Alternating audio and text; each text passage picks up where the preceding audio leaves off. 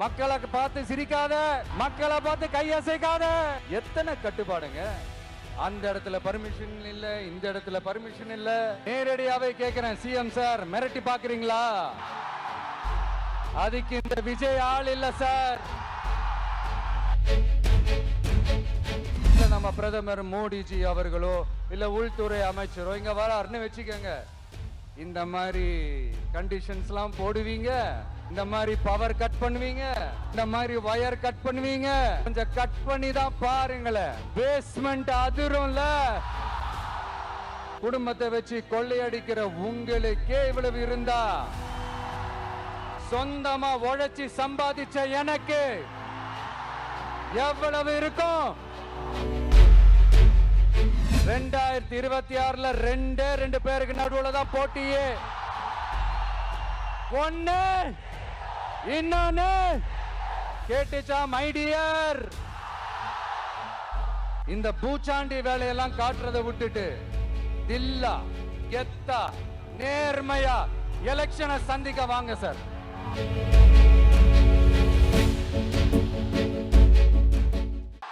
எல்லாருக்கும் வணக்கம்.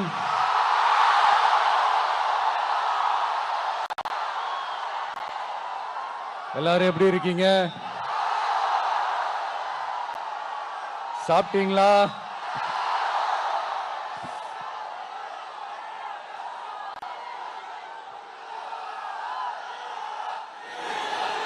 அண்ணா அவர்களுக்கு ஒரு வணக்கம், பெரியார் அவர்களுக்கு ஒரு வணக்கம். இப்ப நான் எந்த மண்ணில் நின்னுட்டு இருக்கிறேன் தெரியுமா? ஆண்டவர் அன்போட நெல்லுக்கடை மாரியம்மன் அன்னை வேளாங்கண்ணி ஆசியோட கடல் தாய் மடியில் இருக்கிற என் மனசுக்கு ரொம்ப நெருக்கமான நாகப்பட்டினம் மண்ணில் இருந்து நின்று பேசிட்டு இருக்கிறேன். என் நெஞ்சில் குடியிருக்கும்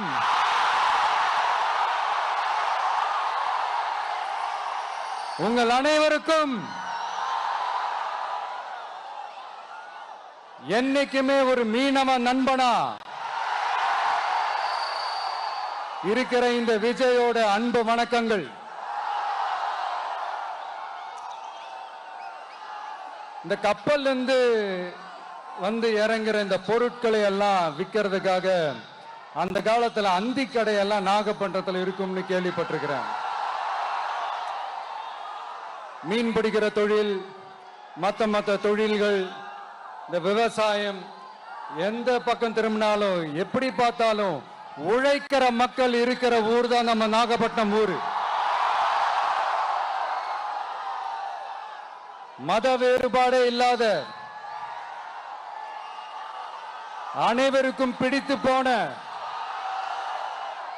மத சார்பின்மைக்கு எடுத்துக்காட்டாக வாழ்ற உங்கள் அனைவருக்கும் மீண்டும் என்னுடைய சிரம் தாழ்ந்த ஸ்பெஷல் வணக்கங்கள். இந்த தமிழ்நாட்டில் இந்த மீன் ஏற்றுமதியில் 2வது இடத்துல இருக்கிறது நம்ம நாகப்பட்டினம் ஹார்பர் தான்.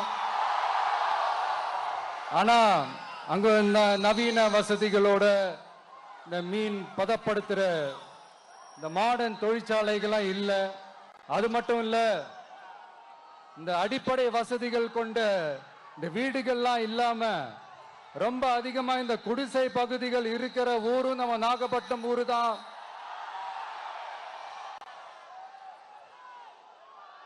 இந்த முன்னேற்றத்திற்கெல்லாம் எங்கள் ஆட்சி தான் சாட்சி.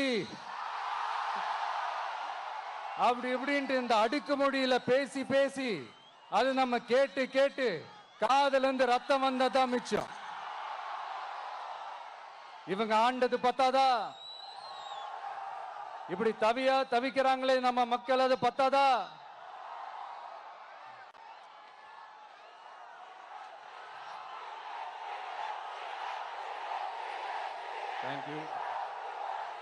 தேங்க்யூ. இந்த இலங்கை கடற்படையால நம்ம மீனவர்கள் தாக்கப்படுறதையும் அதுக்கான காரணத்தை பத்தியும் அதுக்கான தீர்வை பத்தியும் நான் மதுரை மாநாட்டிலே நான் பேசியிருந்தேன். அது ஒரு தப்பா? மீனவர்களுக்காக குரல் கொடுக்கறதும் அவங்களோட நிக்கிறதும் நம்மளுடைய கடமை, நம்மளுடைய உரிமை. நான் என்ன இன்னைக்கு நேத்தாங்க அவங்களுக்காக குரல் கொடுக்கிறேன். இதே நாகப்பட்டினத்துல 14 வருஷத்துக்கு முன்னாடி 2011 February 22 இதே நம்ம மீனவர்கள் தாக்கப்பட்டதை கண்டிச்சு ஒரு பொதுக்கூட்டம் ஒண்ணு நடத்தணும் இல்லையா? இந்த விஜய் களத்துக்கு வர்றது ஒண்ணு புதுசு இல்ல கண்ணா. எப்போ எப்போ எப்போ வந்தாச்சு. என்ன ஒண்ணு, முன்னாடிலாம் விஜய் மக்கள் இயக்கம் என்ற அந்த இயக்கமா நிற்போம். இப்ப தமிழக வெற்றி கழகம் என்ற அந்த ஒரு அரசியல் இயக்கமா நிக்கிறோம். அவ்வளவுதான் வித்தியாசம். அன்னைக்கும் சரி, இன்னைக்கும் சரி, இனிமேலும் சரி, மக்களுக்காக மக்களோட நிக்கிறது தான். இது புரிய வேண்டியவங்களுக்கு புரிஞ்சா சரி.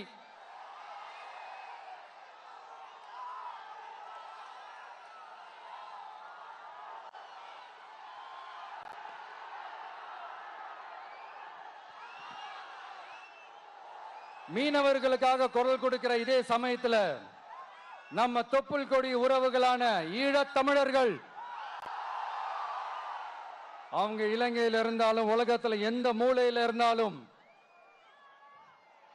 தாய்ப்பாசம் காட்டின தலைவனை இழந்து தவிக்கிற அவங்களுக்காகவும் குரல் கொடுக்கிறது, அவங்களுக்காகவும் நிக்கிறது நம்மளோட கடமை இல்லையா? மீனவர்களோட உயிர் எந்த அளவுக்கு முக்கியமோ அந்த அளவுக்கு ஈழத் தமிழர்களோட அவங்களுடைய கனவுகளும் அவங்களுடைய வாழ்க்கையும் நமக்கு ரொம்ப ரொம்ப முக்கியம். நம்ம மீனவர்கள் படுற இந்த கஷ்டத்தை எல்லாம் பார்த்து ஒரு பெருசா ஒரு கடிதம் ஒண்ணு எழுதிட்டு அதுக்கப்புறம் கப்சிப்னு சைலண்டா போறதுக்கு நாம ஒண்ணு இந்த கபட நாடக திமுக அரசும் கிடையாது. மத்த மீனவர்கள்னா இந்திய மீனவர்கள், நம்ம மீனவர்கள்னா தமிழக மீனவர்கள். இப்படி பிரிச்சு பார்த்து பேசுறதுக்கு நாம ஒண்ணு பாசிச பாஜக அரசும் கிடையாது. நிரந்தரமான தீர்வு, நிரந்தரமான ஒரு இந்த ப்ராப்ளத்தை சால்வ் பண்றதுதான் நம்மளுடைய ஒரு முக்கியமான ஒரு அஜெண்டாவே. சரி, இப்ப நம்ம நாகப்பட்டினம் ஏரியாவுக்கு வருவோம்.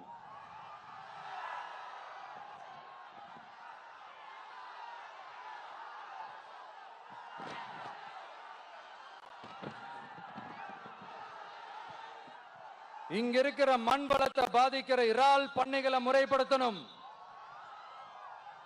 அப்பதான் மீனவர்களோட வாழ்வாதாரமும் விவசாயிகளோட வாழ்க்கையும் பாதிக்காம இருக்கும். கடலோர கிராமங்கள்ல மீன் அரிப்புல இருந்து பாதுகாக்கிற அலையாத்தி காடுகளை அழிக்கிறத பத்தி தடுத்து நிறுத்தி அதுக்கு ஒரு வழி பண்ண வேண்டிய அரசாங்கத்துக்கு இதை விட ஒரு முக்கியமான ஒரு வேலை ஒண்ணு இருக்கு. அது என்ன தெரியுமா? சொந்த குடும்பத்தோட வளர்ச்சியும் சொந்த குடும்பத்தோட சுயநலமும் தான் அந்த முக்கியமான வேலை. இங்க இருக்கிற மக்களுக்கு குடிக்க தண்ணி இல்லாம தவிக்கிறாங்க. அதுக்கு தீர்வா காவிரி தண்ணியை கொண்டு வரலாம், மக்களோட தாகத்தை தீர்க்க. கொண்டு வந்தாங்களா? இவ்வளவு பாரம்பரிய கடல் சார்ந்த ஊர்ல ஒரு கவர்மெண்ட் மெரைன் காலேஜ் ஒண்ணு கொண்டு வரலாம். கொண்டு வந்தாங்களா? மீன் சம்பந்தமான எந்த தொழிற்சாலையும் அமைச்சாங்களா? அட்லீஸ்ட் நிறைய பேருக்கு வேலை வாய்ப்பு கிடைக்கிற மாதிரி தொழில் வளர்த்தியாவது பெருக்கலாம், அதையாவது செஞ்சாங்களா? ஆனா ஒவ்வொரு டைமும் வெளிநாட்டுக்கு டூர் போயிட்டு வர்றப்பெல்லாம் அத்தனை கோடி முதலீடு, இத்தனை கோடி முதலீடுன்னு சிஎம் அவர்கள் சிரிச்சுக்கிட்டே சொல்லுவாரு. சிஎம் சார், மனசை தொட்டு சொல்லுங்க, வெளிநாட்டு முதலீடா இல்ல வெளிநாட்டுல முதலீடா? ஒட்டுமொத்த தமிழ்நாட்டுக்கும் முதலீடா இல்ல உங்க குடும்பத்தோட முதலீடு வெளிநாட்டுக்கு போகுதா? வேளாங்கண்ணி, நாகூர், கோடியக்கரைன்னு இங்க இருக்கிற டூரிஸ்ட் பிளேஸ் எல்லாம் கொஞ்சம் நல்லா டெவலப் பண்ணலாம். பண்ண என்ன குறைஞ்சா போயிடுவீங்க? வேதாரண்யம் பகுதியில் உப்பு ஏற்றுமதி செய்யறதுக்கு வசதியை செஞ்சு கொடுக்கலாம், செஞ்சாங்களா? நாகூர் ஆண்டவர் அரசு மருத்துவமனையில பிரசவம் பார்க்கிற டாக்டரே இல்லையா? நாகப்பட்டினம் புது பஸ் ஸ்டாண்டையாவது சுத்தமா சுகாதாரமா வச்சுக்கிறாங்களா? நாகப்பட்டினம் ரயில்வே ஸ்டேஷன் வேலைகளை சீக்கிரமா முடிச்சு வைக்கலாம், அதையாவது செஞ்சாங்களா? இங்க ஏற்கனவே இருந்த ஸ்டீல் ரோலிங் மில்லையும் ரயில் பெட்டி தயாரிக்கிற தொழிற்சாலை மூடிட்டாங்க. அத மறுபடியும் திறந்தா நிறைய பேருக்கு வேலை வாய்ப்புகள் கிடைக்கும். ஏன் அதை பத்தி யோசிக்கல? மேலக்கோட்டை வாசல் NH மேம்பாலம் கட்டி 50 வருஷம் ஆச்சு, அது சரியா மேம்படுத்தலாம், அதை செஞ்சாங்களா? Thanjavur to Nagapattinam NH road வேலை பல வருஷமா நடக்குது, இன்னும் முடிச்ச பாடே காணும், அதை வேகப்படுத்தி முடிச்சிருக்கலாம், அதையாவது செஞ்சாங்களா? ரொம்ப முக்கியமா நெல்லு மூட்டையெல்லாம் மழை காலத்துல வெள்ளத்துல நனைஞ்சு நம்ம விவசாயிங்க எவ்வளவு வேதனைப்படுறாங்க. அதுக்கு சரியான ஒரு குடவுன் கட்டி தரலாம், அதையாவது கட்டி தந்தாங்களா? எலெக்ஷனுக்கு முன்னாடி திமுக காரங்க வந்து செய்வோம் செய்வோம் செய்வோம் செய்வோம்னு சொன்னாங்களே, செஞ்சாங்களா? இதெல்லாம் எதுவுமே செய்யாம எல்லாத்தையும் செஞ்ச மாதிரியே அதையும் பெரியமையா வேற சொல்லுவாங்க இவங்க. நான் வந்து போன வாரம் திருச்சிக்கும் அரியலூர் மாவட்டத்துக்கும் போய் நம்ம மக்களை சந்திக்க போயிருந்தேன். அப்போ பெரம்பலூரும் போக வேண்டியது. அங்க சில ரூல்ஸ் அண்ட் ரெகுலேஷன்ஸ், ஒரு கட்டத்துக்கு அப்புறம் இந்த பஸ்ஸே மூவ் ஆகல. அதுக்கப்புறம் அதை தாண்டி ஒரு டைமுக்கு மேல பேசுறது, சரி அதெல்லாம் விடுங்க. இந்த நேரத்தில் பெரம்பலூர் பகுதி மக்களுக்கு நான் மன்னிப்பு கேட்டுக்கிறேன். சீக்கிரமாவே உங்களை தேடி நான் வருவேன் ஃபார் ஷுவர். நம்ம வந்து இந்த டூர் பிளான், இந்த ஷெட்யூல் போட்டதுக்கு அப்புறம் அது என்னப்பா சனிக்கிழமை சனிக்கிழமை சனிக்கிழமை அப்படின்னு ஒன்று ஸ்டார்ட் ஆச்சு. அது ஒன்றும் இல்லை, உங்க எல்லாரையும் வந்து பார்க்கும்போது உங்களுக்கு எந்த விதமான டிஸ்டர்பன்ஸும் இருந்துடக்கூடாது.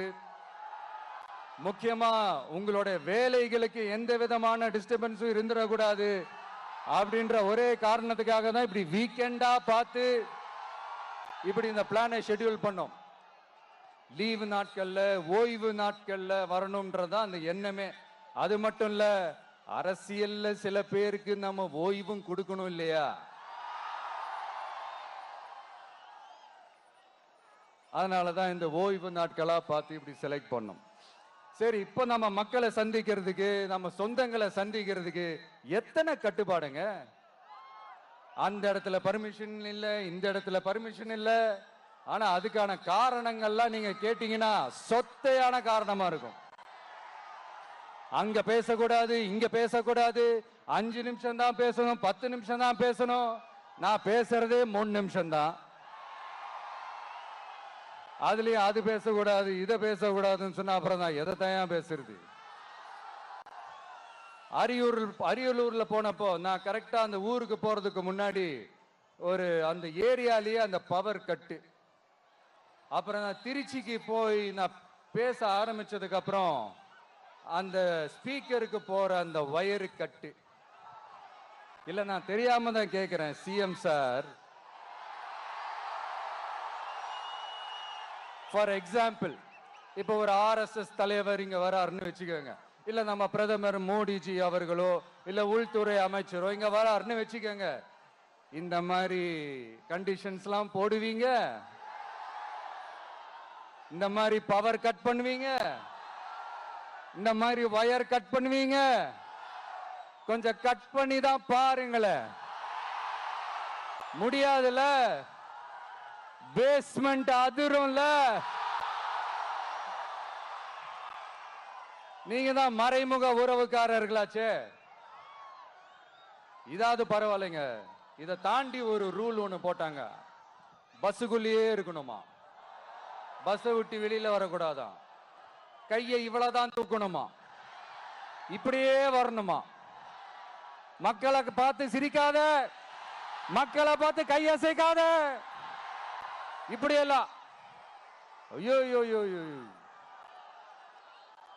நானும் என்னவோ ஏதோ நினைச்சேங்க. செம்ம காமெடியா இருக்குங்க. I am just enjoying like anything. நேரடியாவே கேட்கிறேன், சிஎம் சார் மிரட்டி பாக்குறீங்களா?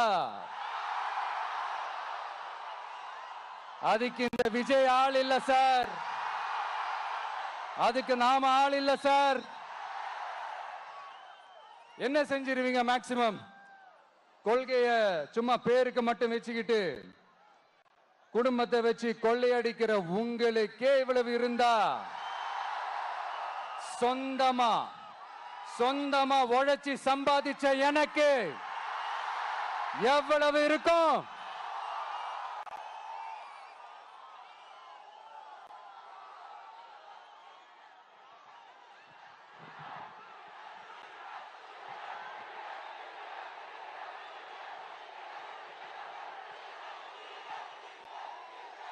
தேங்க்யூ நண்பா. என்ன நாங்க பெருசா கேட்டுவிட்டோம்? மக்கள் நிம்மதியா ஃப்ரீயா நின்று பார்க்கறதுக்கு ஒரு இடம், அதை நாங்க தேர்வு செஞ்சு அதுக்கு பர்மிஷன் கேட்கிறோம். ஆனா நீங்க என்ன பண்றீங்க? அந்த இடத்தையெல்லாம் விட்டுட்டு நெருக்கடியோட, மக்கள் நெருக்கடியோட எங்கெல்லாம் நிப்பாங்களோ அந்த இடமா பார்த்து செலக்ட் பண்ணி தெரியுங்க. உங்க எண்ணம் தான் என்ன சார்? நான் அவங்கள பார்க்க கூடாது, அவங்களோட பேசக்கூடாது, அவங்க குறைகளை கேட்க கூடாது, அவங்களுக்காக குரல் கொடுக்க கூடாது, என்னதான் சார் உங்க எண்ணம்? சரிங்க சார், ஒரு அரசியல் தலைவன் அப்படின்றதெல்லாம் மறந்துருங்க. ஒரு சாதாரண ஒரு தமிழ்நாட்டு மண்ணோட ஒரு மகனா, ஒரு நம்ம தமிழ் மக்களுடைய ஒரு சொந்தக்காரனா, என் மக்களை, என் குடும்பத்தை, என் சொந்தங்களை நான் பார்க்க போனா என்ன பண்ணுவீங்க? அப்பவும் தடை போடுவீங்களா? வேணாம் சார். இந்த அடுக்குமுறை, இந்த அராஜக அரசியல்லாம் வேணாம் சார். நாம ஒண்ணு இங்க தனியால் இல்லைங்க சார், மாபெரும் மக்கள் சக்தியோட பிரதிநிதிங்க சார், மாபெரும் பெண்கள் சக்தியோட சகோதரன் சார், மாபெரும் இளைஞர் இயக்கமா இருக்கிறோம் சார். மறுபடியும் சொல்றேன், 2026 ரெண்டு பேருக்கு நடுவுல தான் போட்டியே. ஒண்ணு இன்னொன்னு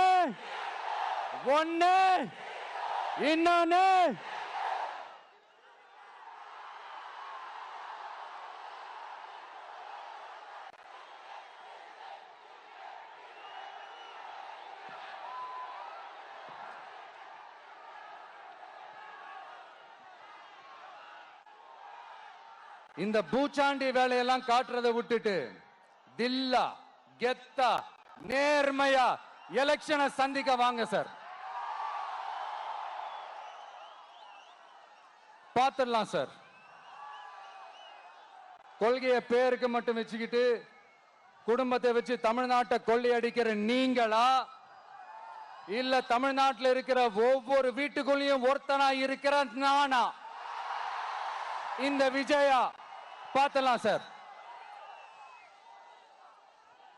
இனிமேலும் இந்த தடைகள்லாம் போட்டீங்கன்னா நான் நேரடியா மக்கள்கிட்டயே பர்மிஷன் கேட்டுருவேன். மக்களே நீங்க சொல்லுங்க, நான் உங்களை பார்க்க வரக்கூடாதா? நான் உங்களோட பேசக்கூடாதா? உங்க குறைகளை நான் கேட்க கூடாதா? உங்களுக்காக நான் குரல் கொடுக்க கூடாதா? இப்படி நமக்கு தடையா போடுறாங்களே, இந்த திமுக அரசு மறுபடியும் ஆட்சிக்கு வரணுமா? உங்க நல்லதுக்காக நம்ம உங்க டிவிக்கு ஆட்சி அமையணுமா? சத்தமா கேட்டுச்சா மை டியர்? ஏப்பா, நான் தான் அப்பவே சொன்னல, அவருக்கு ஆசையா பாசமா கூப்பிட்டா பிடிக்க மாட்டேங்குது. ஏன்பா மறுபடியும்? கேட்டுச்சா சிஎம் சார்?